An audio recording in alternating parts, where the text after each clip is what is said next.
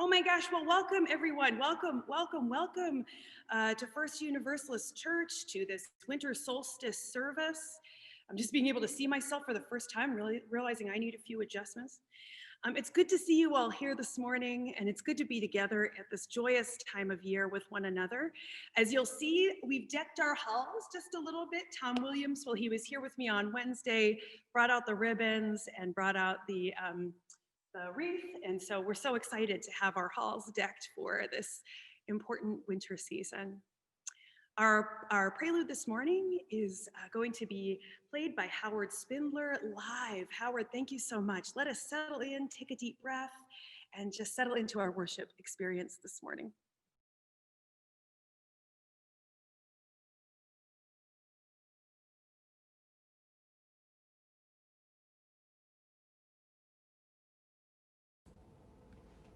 There we go.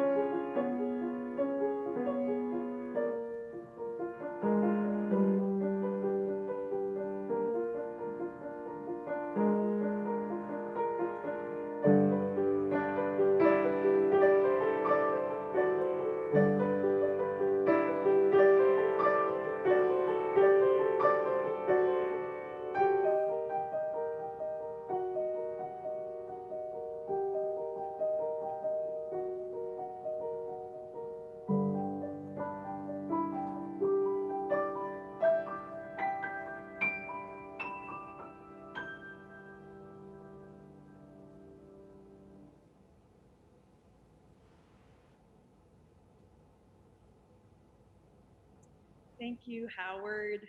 Beautiful. Well, welcome.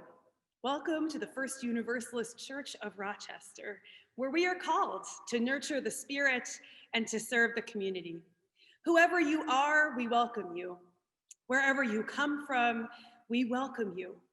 And whomever you love, we welcome you. If you feel the joy that the light is returning, and if you could not care less, we welcome you here this morning. It is good. It is good. It is good to be together. Dear ones, if you are here visiting with us for the first time, we especially welcome you. My goodness, it's amazing that you made it to our online virtual worshiping community. Please take a moment at your convenience to pop into the chat and to click on the visitors form that we are sharing. You can just fill it out at your convenience, and we can offer you a welcome broader than this worship service and broader than what we can offer you here in this virtual sacred space. Friends, if you haven't done so already, I am seeing folks popping into the chat already. Please pop into the chat and offer a welcome this morning. Hello, how are you? We're here. We just would love to know that you are here with us this morning. Welcome. Welcome to worship at First Universalist Church. Our opening hymn this morning is "I'm Coming to Find Out a Favorite in This Congregation." We will be singing hymn number 233, "Bring a Torch, Jeanette Isabella." I just want you to know that the first verse is in French. So please just prepare yourselves. If you're a French speaker, go for it. And we'll get through together. So let us join hearts and voices in singing together this morning, recognizing that even as we are singing muted from our own homes, we are creating a collective song across our city of Rochester, the country, and the world. So let us join in singing hymn number 233, "Bring a Torch, Jeanette Isabella."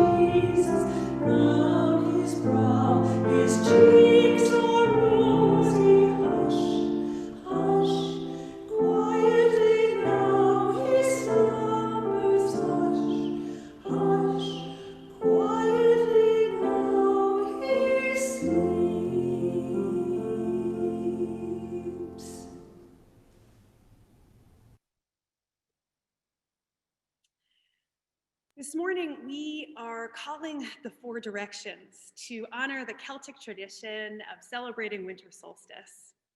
This version of calling the Four Directions is adapted from Alexei Kondratiev and his extensive experience and scholarship addressing Celtic traditions. So you may hear some things this morning that might not be familiar to you. Sounds of different towns or animals or different elements, but these are all based firmly in the Celtic tradition. It is a challenge to celebrate this day and be in appreciation rather than appropriation. So this morning I have chosen to bring you this ritual out of my own cultural experience and one that may be shared amongst us. And I really want to truly honor the theology behind the celebrations of winter solstice this morning. So calling the Four Directions is essential to any earth-based gathering as an act of protection and as a way to cast the circle and begin the ritual. Let us begin by calling the Four Directions, and we will start in the north. I turn to the north, to Phineas, the shining white fort, home of the Lord of battles, keeper of the sword, master of the eagle, and of all the winds of the heavens. Grant us the gifts of anger, the gifts of rage. Show us where we can emerge and soar. Hail and welcome, Spirit of the North. I turn to the east, to Murias, the fort of the sea, the home of the Lord of riches, keeper of the cauldron, master of the wise salmon, and of all fountains and springs, birthplace of the sun, location of the heart, gifts of love. Show us your abundance in all that we have to be thankful for in this moment. Hail and welcome, Spirit of the East.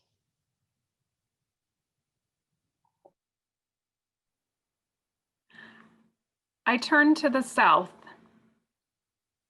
to Phalius, the great enclosure, the fort of fate, home of the great mother, keeper of the stone, mistress of the boar, and of all deep things. We celebrate the ways your earth calls us to rest, to slow down. We look to you for inspiration in art and in song. Hail and welcome, Spirit of the South.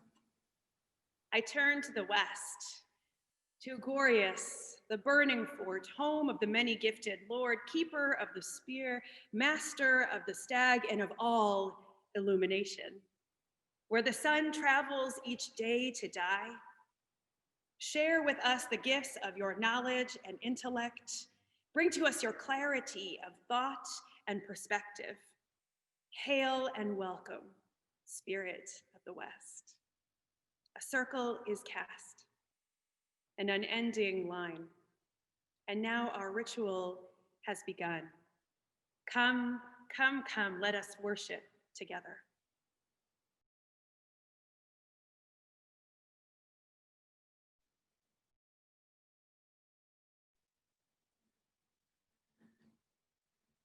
As we light our chalice at First Universalist Church and in your own homes, will you join me in saying our chalice words in unison? May we be a people of welcome, here to grow in heart and mind and spirit, and may we reach out to serve our community. Please join me in our affirmation of faith, followed by our doxology. Love is the doctrine of this church. The quest for truth is its sacrament, and service is its prayer. To dwell together in peace, to seek knowledge and freedom, to serve humanity in fellowship, to the end that all souls shall grow into harmony with the source and meaning of life. Thus do we covenant with each other and with all.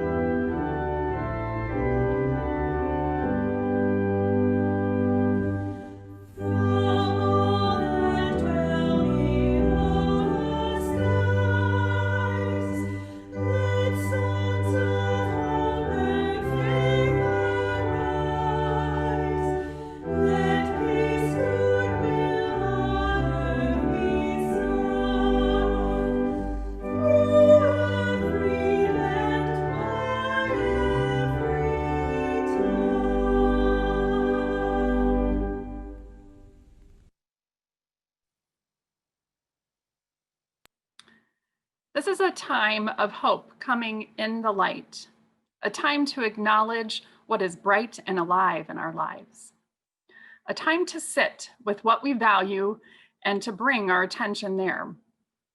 In this season of light, let us shine our own light on First Universalist Church. Your gifts matter to this place, to our community. Thank you this morning for your generosity as we collect our offering. Please click the link in the chat to give online to First Universalist Church, or feel free to send a check to the church.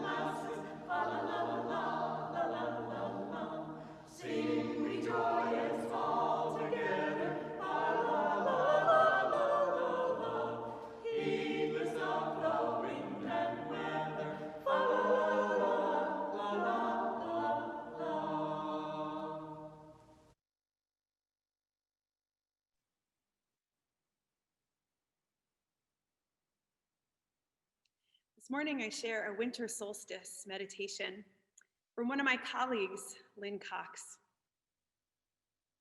We pause as the path of the sun reverses, seemingly holding its place for a moment of turning.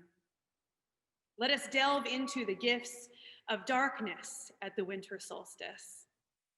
We follow curiosity and contemplation down into the cold earth, taking a journey to the world below the surface.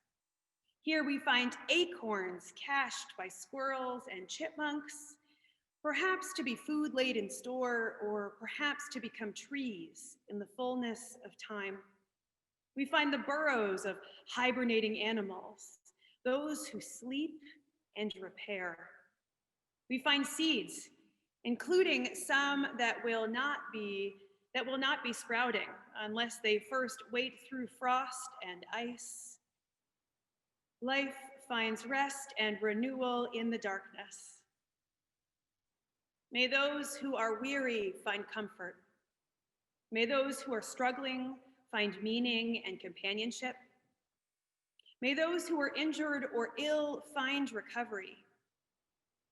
May those who hunger find abundance. Let this be a time of healing, and may the dreams of the dark lead us to share these gifts with one another. Our imagination rises back to the surface, to life where the cold ground beats the crisp air. Here we observe life finding its way. We observe animals eating seeds left on the ground, though the harvest is long past. We notice the migration of birds, natural movement that allows populations to find places where they can thrive. We observe the trees that appear to sleep and yet hold sap that will rise again before the spring arrives. We observe that not everything lives through the winter, and yet all that has lived returns to the earth and is transformed. Let this be a time of resilience. May the changing seasons bring new meaning and new insights. May creativity and persistence lead us to find resources for all to share. May those who migrate find safety, and may there be good news in the wind. May transformation lead us onward. We now lift our imagination to the sky, to the returning sun, and to the brilliant winter night. Shifting hours of light and darkness remind us that change is part of the rhythm of the universe. And so trouble does not last. Acknowledging the gifts of darkness, we also look forward to the growing light, a change that brings glimmers of hope. We marvel at the beauty of this time. Stars unobstructed by leaves, jewels of the night shining over the land, moon and meteors inspiring us to awe and wonder. Let this be a time of celebration. What joy can be found, let us hold it close. Blow on its embers and share its sparks. We do not take for granted having come this far, and we give thanks for our companions on the journey.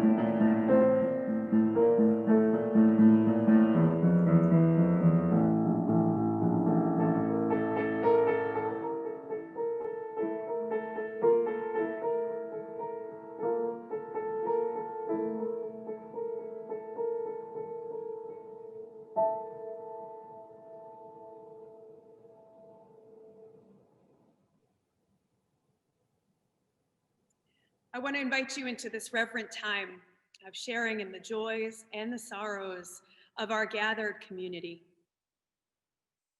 If you would like to, you can place a hand over your heart to listen from that heart-centered space.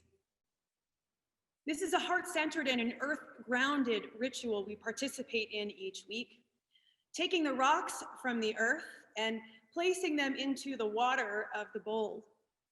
In many earth-centered traditions of the Western world, the earth is representative of aspects of our material world.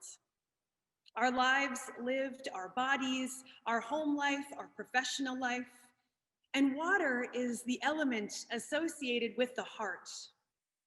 And so as we take part in this ritual, our joys and sorrows of our material world, of our everyday lives, are held by a larger love of this community, represented by stones dropped into water. As I place these stones into the water, I will read aloud the joys and sorrows of our gathered community. All are invited to share your joys and sorrows in the chat that we may hear from our community gathered here. This morning, our first joy is a joy from Lillian Kellogg, or a joy on behalf of Lillian Kellogg, that she is soon to be out of quarantine. For those of you who were here last week, we discovered that Lillian had contracted COVID-19, and she is healing and doing well and is soon to be out of quarantine, which I'm sure she will be very happy about. Our thoughts continue to be with Lillian and with all who know her. We are holding up a joy from Marty, who made Christmas cookies with her 4-year-old grandson who lives in Oxford, United Kingdom via Zoom this morning. Marty, what a joy. Thank you for sharing that with us. Lois Baum, we are sad for the passing of Doug Evans of Winton Unitarian, the First Unitarian Church on Winton Road, who died of COVID.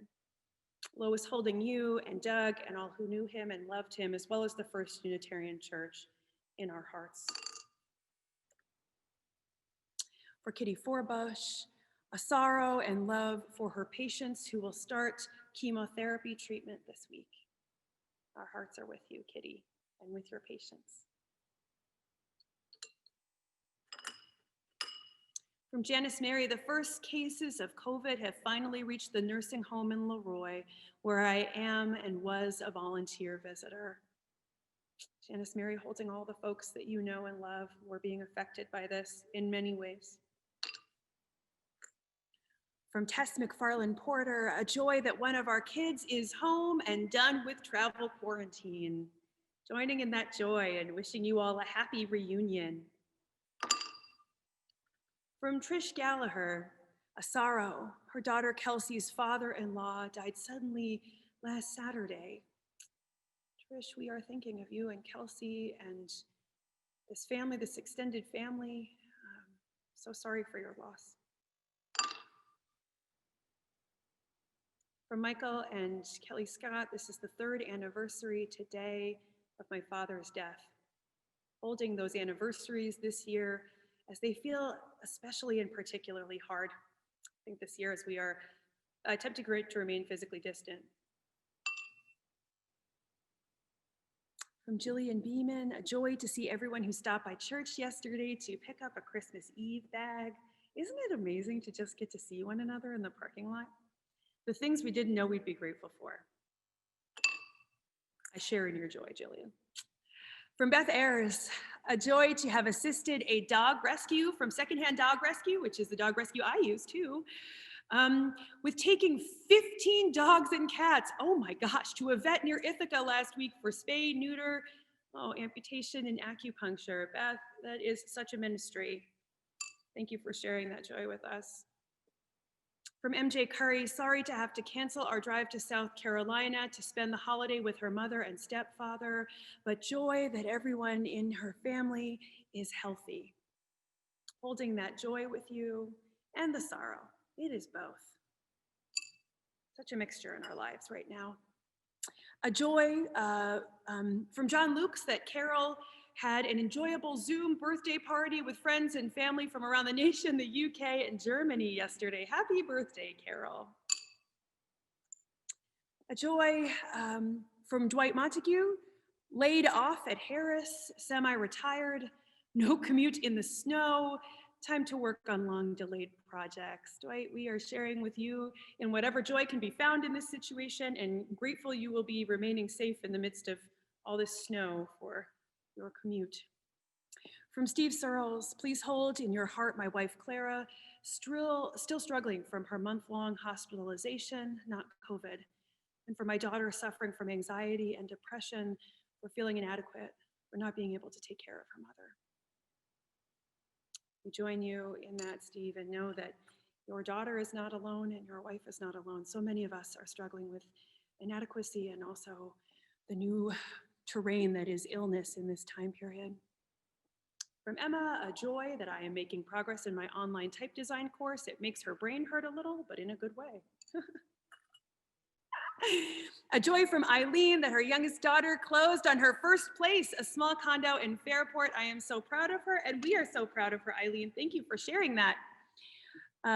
Marty McGuire shares a sadness that her kids were planning to visit for Christmas, but were exposed to a friend who tested positive for COVID, so she will be alone for her last Christmas in Miami. Fingers crossed. Celebrating 27 years of life today is Jacob Santos. Every day is a gift, and we are certainly celebrating with you. Happy birthday, Jacob. 27 years young, get your life. A sorrow for Julie Kleinhans, for an aunt and uncle in Syracuse who are COVID positive. Her uncle is okay at home so far, but her aunt is in the hospital, holding them both in our hearts, Julie. And then a joy that Erin passed all her classes in seminary this semester. Erin Scott, our awesome seminarian, born and raised here at First Universalist in Rochester. Erin, fabulous news. And just the last joy from Emma Berry, our administrator, a joy to have baked cookies over Zoom with her partner's mom and her mom last night. What a joy.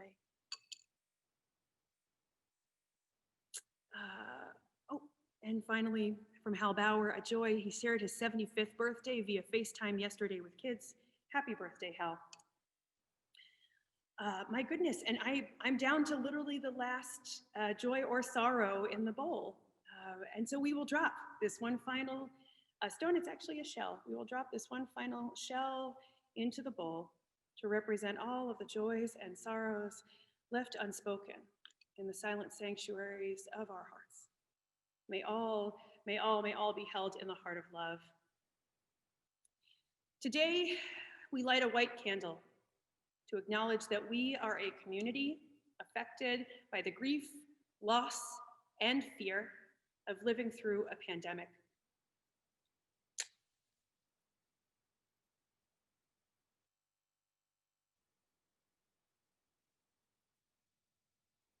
May this candle's flame hold our experiences around this horrific disease. And may its light be a beacon of hope and a reminder that we are not alone. Dear ones, I want to invite you now to just take a deep breath with me and to enter into a time of meditation and prayer.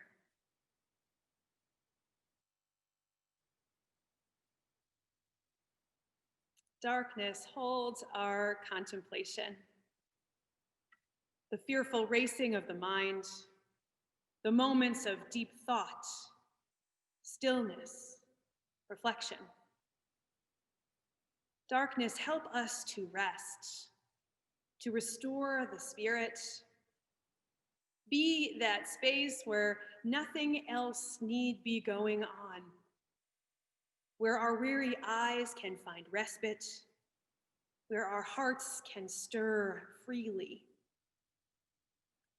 Darkness, envelop us and remind us that to everything there is a season, that the gifts you bring are rich and abundant, that the cycles of the earth are truly powerful, more than human beings can control. Open our hearts to your gifts. Let us give thanks for your certainty, for the ways you bring about a curiosity in us, and inspire us to rest in the unknown. Out of the darkness, we welcome the light, that it may illuminate the faces of those around us, that it may instill in us some sort of hope, a beacon lit by passion and motivation, a signal of freedom, of some sort of pathway forward. Let the fires blaze warm us. Let the light of the stars and the moon show us a way. Let us give deep thanks for the sun in moments when we see it in upstate New York, soaking up as much nourishment as we can get. And let us not rush from the dark to the light or the light to the dark. Let us make that space in between. Let us hold that space in between, sitting in the dusk of our very being, allowing what is within us to wake as the sun rises each day. The longest night brings the longest day. The beauty of both commingling and coexisting. We are blessed by this season. We are blessed by this season. We are blessed by this season. Amen. Blessed be, and may it be so. Dear ones, in the silence, let us play with dark and light through the opening and the closing of our eyes. If you are someone who takes this silent time with eyes closed, try it with eyes open. If you are someone who usually likes to keep your eyes open, try it with eyes closed. See what the gifts of each bring. Let us sit in both the light and the dark and share this imperfect silence together.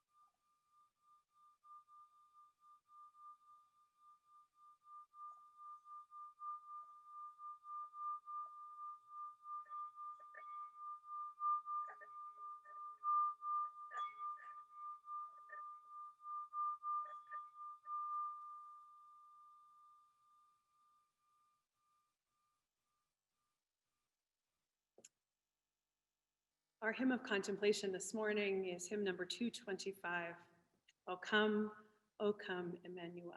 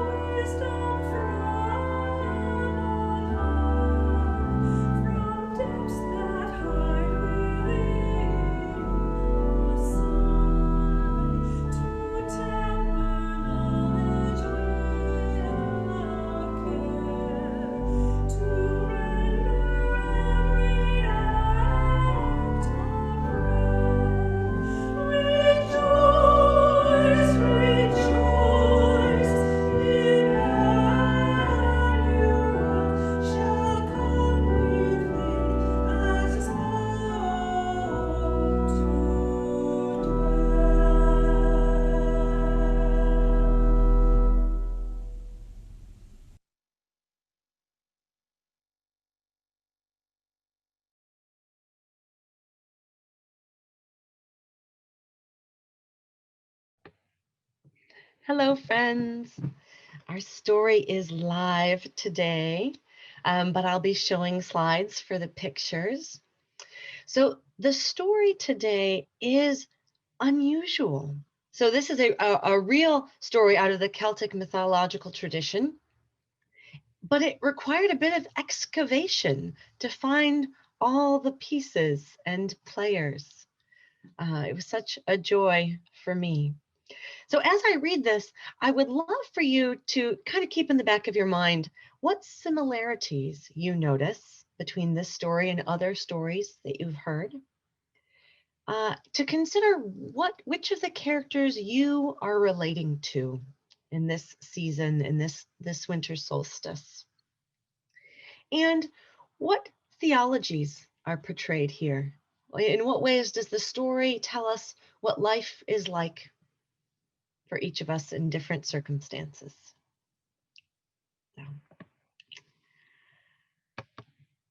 So the play name, wrong share, sorry.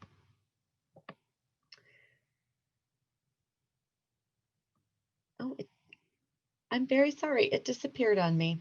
Hold on, I have to go and get it somewhere. There it is, I found it.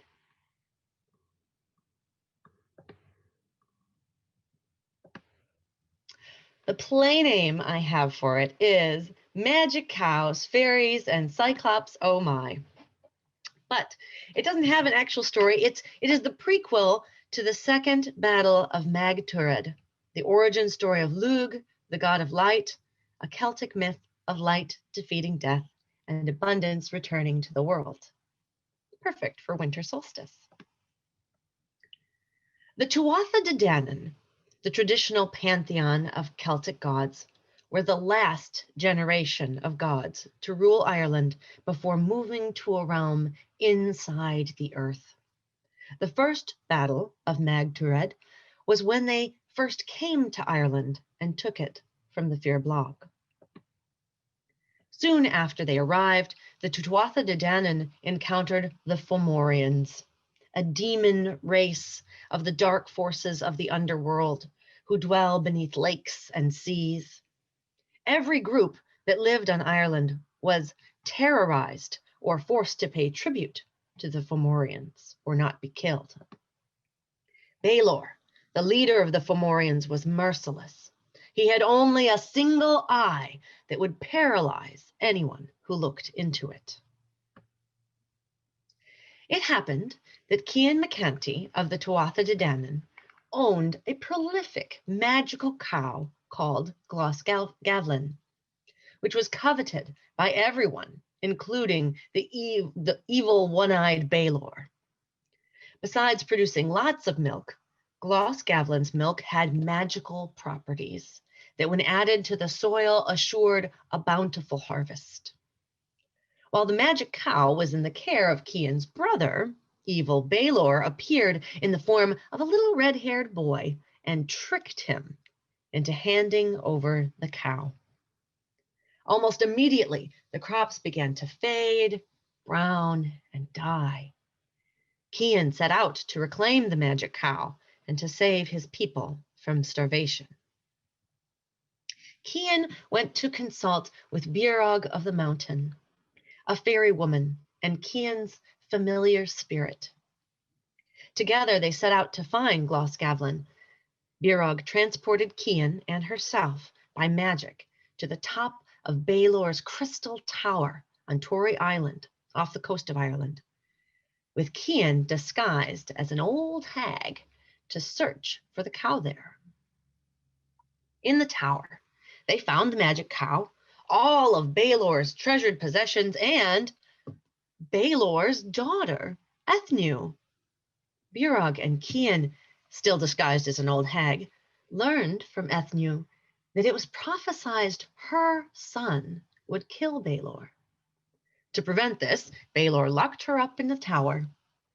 Neither she nor the magic cow could leave the tower until Baelor was dead. Cian revealed his true nature to Ethnew, and they decided to try to free her, the cow, and bring about Baelor's death by having a son. Ethnew gave birth to triplets, 3 sons. Her father Baelor was enraged when he learned about the birth and ordered that the 3 boys be drowned in a whirlpool. When Baelor's servants wrapped the 3 boys into a sheet, one son fell out and was saved by UURoc, the fairy woman. UURoc took the boy to his father, Cian, and he later was sent to foster with his uncle, the smith, as was the custom. The boy, called Lug, grew into a strong and handsome warrior who joined the Tuatha De Danann as the god of light and all crafts. When the Tuatha De Danann finally faced the Fomorians in battle, grown-up Lug saw Baelor's one eyelid being lifted to paralyze his troops. At that moment, Lug raised his slingshot and fired a rock, smashing the eye back into Baelor's skull. Now the eye faced the other direction, exposing the Fomorian army to its paralyzing gaze. The Fomorians panicked and scattered, and Cian died in the fighting. Once Baelor was dead, UURoc traveled magically again to the Crystal Tower to retrieve Ethnew and Glosgavlin, the magic cow. The 2 of them had been transformed by their time together. Now free, they would stay together, following each other wherever they might go, supporting each other. Ethnew was now Boann, the cow goddess of bounty and fertility, of inspiration and creativity. You got to imagine, you got to be pretty creative and inspired to live in a tower for all those years. And later, of the Boyne River. She and the magic cow, Glosgavlin, traveled the land, bringing life back to nature and the crops to sustain the people.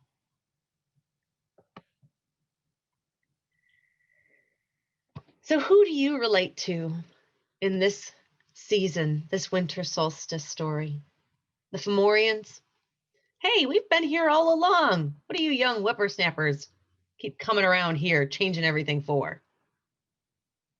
To Baelor, I just want to have nice things. Why does everyone want to defeat me? The Tuatha De Danann, we're trying to find a nice place to live. Why are you making it so hard for us? Cian, trying to be the hero, going incognito in disguise, hiding your true self to try to do the right thing. UURoc, a fairy woman, having amazing power, but not the power to do everything, but the power to do some things. To Ethnew or Boann, feeling so trapped for so long and feeling like only one part of you is of any value. Or finally having a companion in life to try to give life and joy to the world.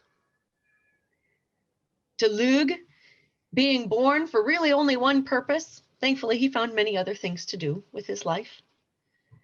Just to be the hero, but feeling lucky and also probably some survivor guilt that he survived his other 2 brothers. The people who aren't talked about, who didn't live for just one winter short on food, but for basically the time it took for Lug to grow up, for 18 years of winter. Or to the cow, Glosgavlin, having so much to give to the world and yet feeling cooped up for such a long period of time and not able to share that love and care. Whatever character you might relate to wherever you are this solstice in this season of your life, may you find comfort in your companions and transformation in this time of quiet and rebirth. Thank you.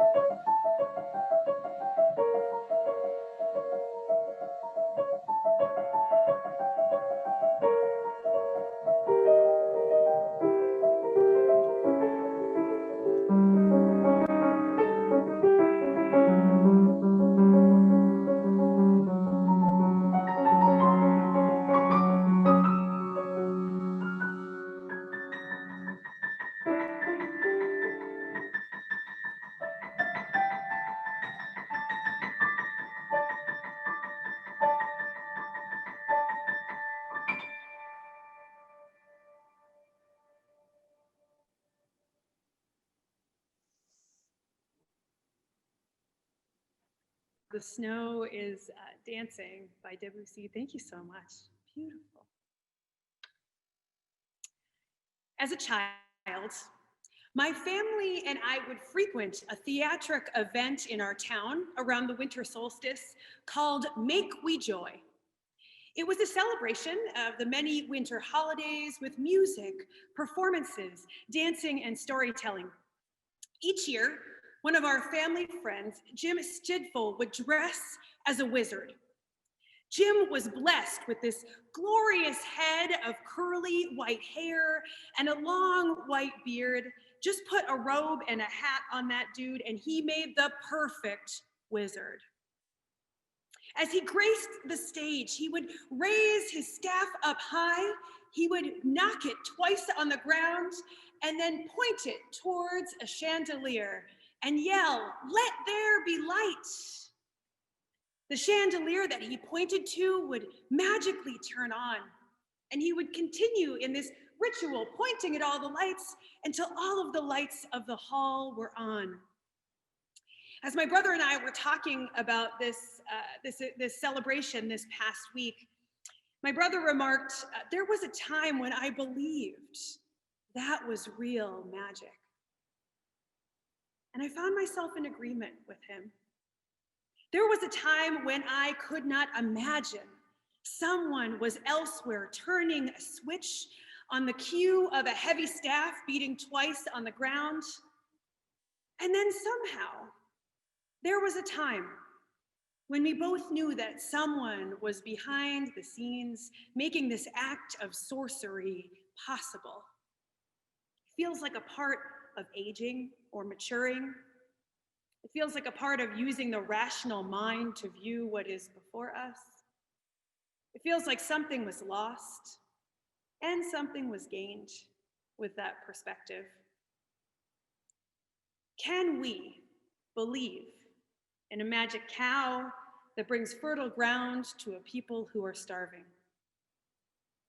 Can we believe in demon people from the sea or an evil one-eyed God?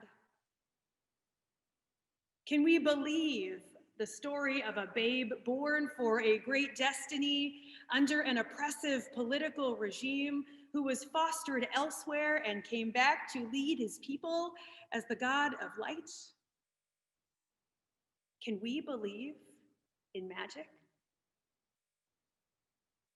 Today we share this ritual of winter solstice, this time of year where the light begins to return, where the days grow longer.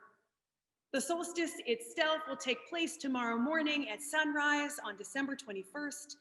This celebration comes out of many cultures and the ways they celebrate the return of the sun. This celebration comes out of people who have faced hard and harsh times, who needed celebration when it was cold and when concerns about food supply began to arise.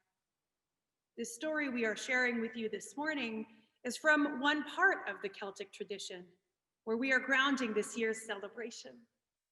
If you have a particular cultural or ethnic tradition that you are a part of, I really hope that at some point in the years to come, we can share stories from your cultural tradition as well. We gather this day and observe this day, the winter solstice, because one of the 6 sources of Unitarian Universalism is spiritual teachings of earth-centered traditions, which celebrate the sacred circle of life and instruct us to live in harmony with the rhythms of nature. It is in fact the 6th source, the last of our sources. For centuries, people have based their religious traditions around the cycle of the earth, their rituals around the cycles of the moon and the sun, drawing from the rhythms of the seasons. As I was researching a bit about winter solstice for this service, I wanted to learn more about the Celtic observances and Scottish observances in particular, as my last name is Campbell, and that is, that's my home base. And I came across this image of the crone, like the woman Cian transformed into in our story. In the Celtic tradition, the land is the goddess, holding and nourishing all whose wisdom runs deep and whose conditions can be both pleasant and harsh. At this time of year, the Carlock is often present at Winter Solstice festivals, an old woman representing the aging of the earth in the year. I believe our story called her the Hag. Holding deep wisdom from the year's passing, she is often represented as a cow or another horned animal, a part of our story as well. She controls the weather and is the queen of winter. She forms mountains and hills along the Scottish countryside. What I loved about this, and I'm just going to share this with you all this morning because I loved it especially, is that there is a history of men dressing in drag as the Carlock, embodying the older feminine form, making space for a different gender expression than that which was expected of them in the day to day. And as my husband Anthony pointed out this morning, every holiday is better with a drag queen. Obvious, I guess.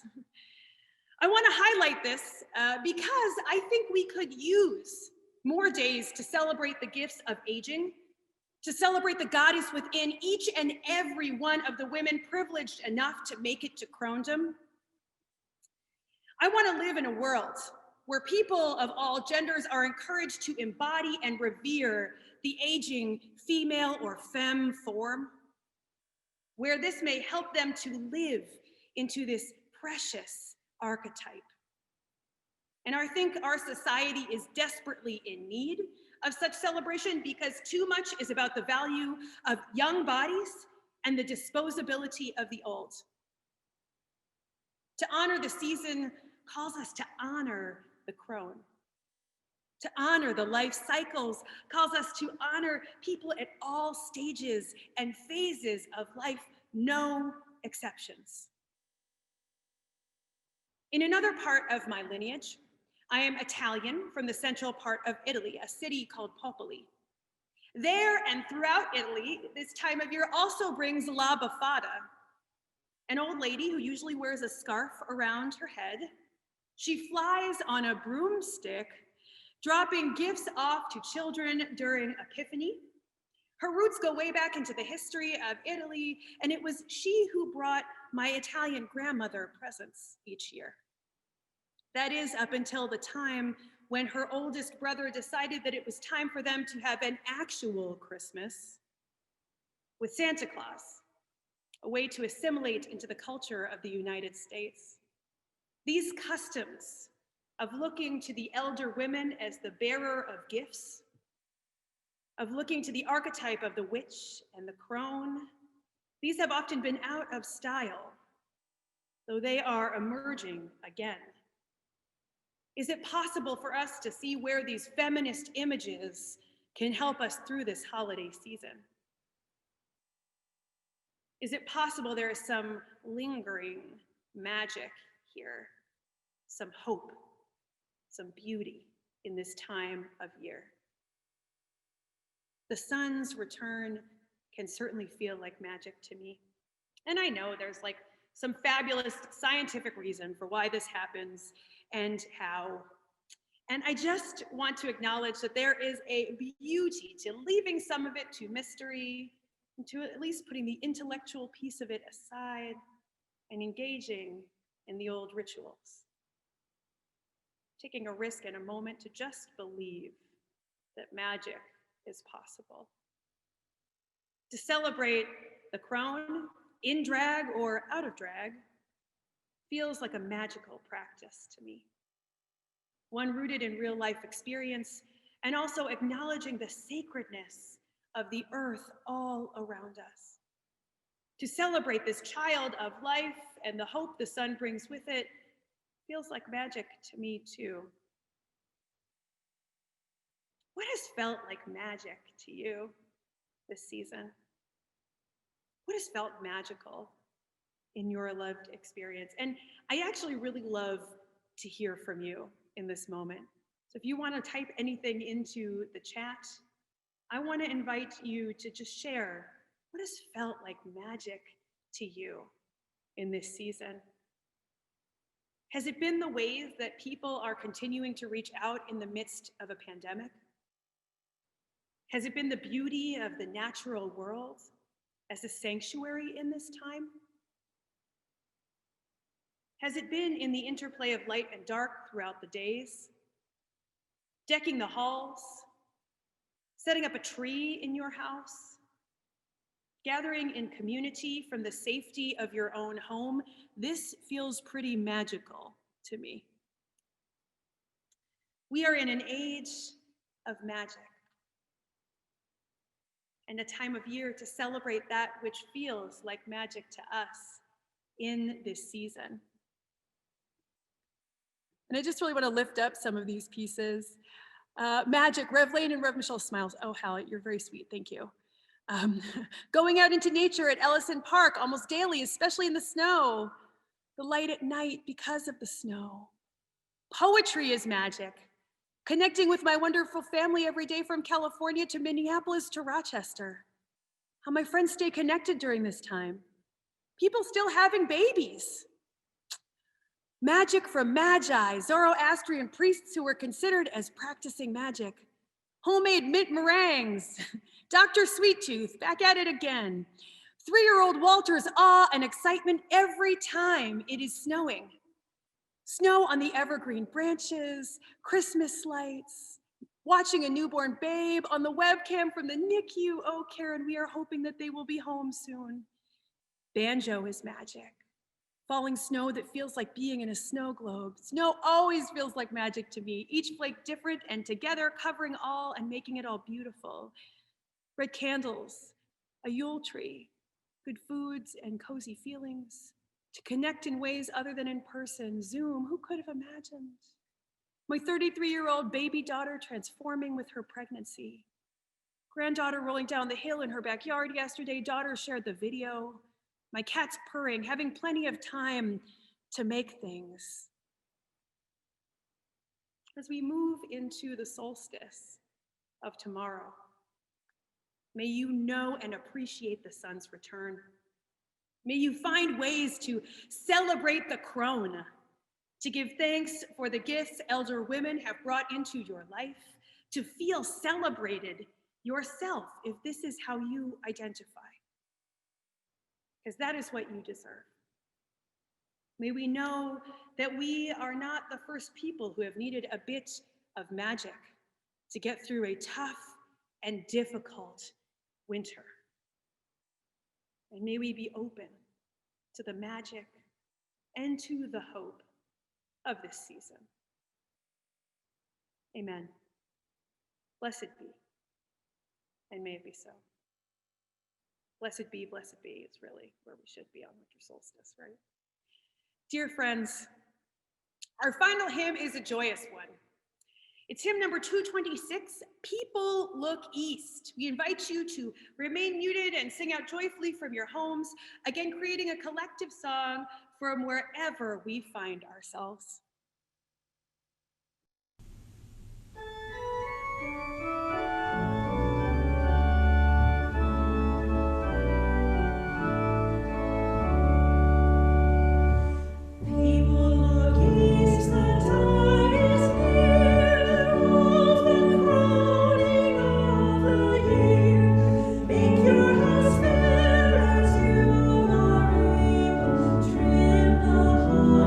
Set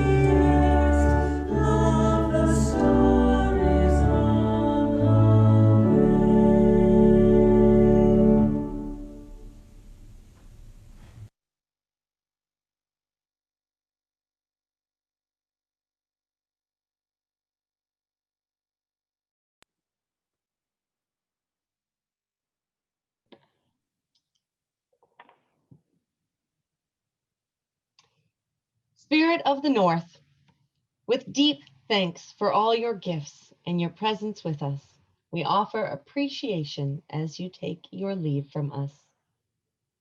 Spirit of the East, with deep thanks for all your gifts and your presence with us, we offer appreciation as you take your leave from us. Spirit of the South, with deep thanks for all your gifts and your presence with us, we offer appreciation as you take your leave from us. Spirit of the West, with deep thanks for all your gifts and your presence with us, we offer appreciation as you take your leave from us. Dear ones, as we extinguish our chalice flame this morning, let us read together the words printed on your screen and in your order of service. We extinguish this flame, but we keep its light in our hearts with its message of love and justice, taking it outside these walls to the world we live in until we are together again. Dear friends, as we close our time, I will invite you to just turn to gallery view. If you aren't there already, click on your options and turn to gallery view that we may be able, for those of us who are here via our computers or our phones or our tablets, to see one another's faces. And I'll just invite you to reach out your hands to the edge of your screen. If you are joining us by phone, just put a hand over your heart and think of someone that you love. Let us be connected right now. Let the circle not be broken. Let us keep our unending line going. Friends, as you go forward this day, may you know the magic and the hope of this season. May the light return to your heart. May you sit in the darkness and value it. May you find just a little bit, or maybe a lot, of magic. And may you just be open to the transformative gifts of this time. Friends, know that you are loved right to your very being and very core. Nothing else is required of you. And may you go forth and bring that love wherever you may go in the days ahead. Amen. Blessed be, and may it be so. And as we close our service this morning, and as we enjoy some beautiful music from our Gathered Here quartet, I will invite you to join myself and my dear wizard friend, Jim Stidfold, with the line, "Let there be light." Let us join in the celebration together.